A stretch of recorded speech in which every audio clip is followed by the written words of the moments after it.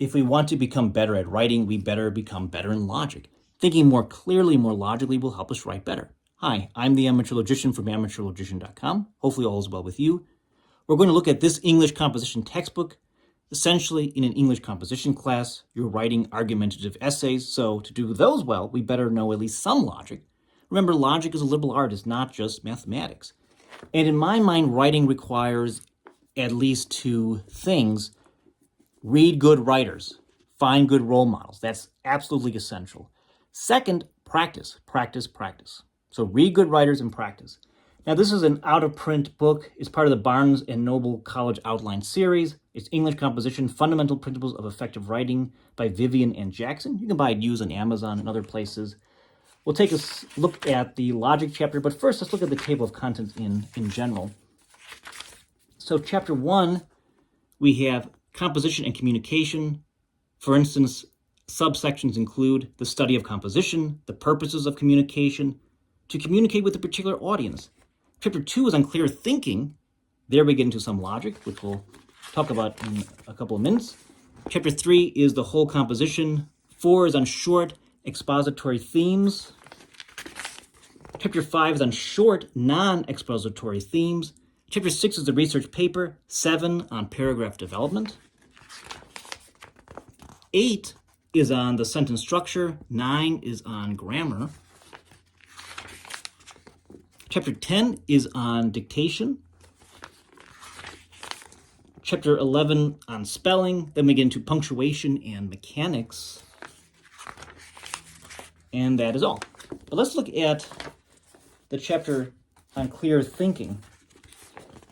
The authors tell us that the material discussed in this chapter will help the student to do 4 things. 1, make his language represent his thoughts as accurately as possible. 2, be familiar with and able to use the basic types of reasoning.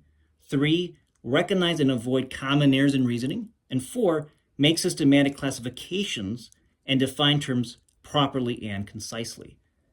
So we have a subsection on language and logic. Good writing depends upon clear thinking. That's for sure. I remember one professor saying to a student who says, I can't write, I don't know where to start. I'm not good at writing. No, he said, you're not good at thinking. You have to think clearly, and once you start thinking clearly, you can start to begin to write better. Because in a way, writing an argumentative essay is just constructing an argument. It's trying to think through various steps to justify something. We have a thesis, and we want to defend that thesis with various arguments, with various inferences. Let's just flip our way through. It gets into the factual bias, so sources of factual information, personal experience and observation, secondhand sources, fact and opinion. Then we get into types of reasoning. There are 2 types of reasoning, induction and deduction, or inductive reasoning and deductive reasoning. Virtually any piece of reasoned discourse involving more than 1 or 2 logical steps will ordinarily include both types. The 2 are interdependent, and the 2 are basically different. In order to deal systematically with the elementary principles of logic, we shall consider each one separately. So it gets into some induction. We get reasoning by analogy, reasoning by cause and effect, and then we get into deduction and the syllogism here, at least the basics of it, the fundamentals of it. And then, like a lot of English composition textbooks, it gets into logical fallacies, so recognizing and avoiding common fallacies.